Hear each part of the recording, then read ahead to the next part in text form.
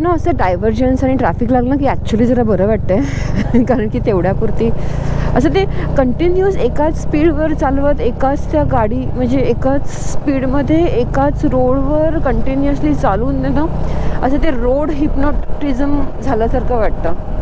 आणि मग मध्ये जसं सडनली काहीतरी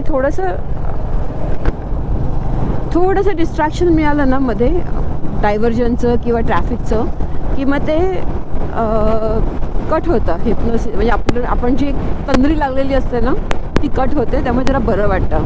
नाही तर मग कंटिन्युअसली हा असं स्ट्रेट रोड आहे यार, संपतच नाही आहे असं वाटतं. तर ऊन वाढलेलं आहे, 12 वाजलेले आहेत आणि एखाद्या ठिकाणी थांबून म्हटलं जरा पाणी प्यावं तर सावली नाही आहे अजिबात, एकही झाड नाही आहे. पण स्पीड चांगला लागतो आहे गाडीला, म्हणजे गाडी अगदी मस्त 100 तर सहज टच होते आणि क्रॉस पण होते. पण कंटिन्युअसली त्या स्पीडमध्ये चालवून आहे ना अशी धुमकी लागते मस्त मध्येच.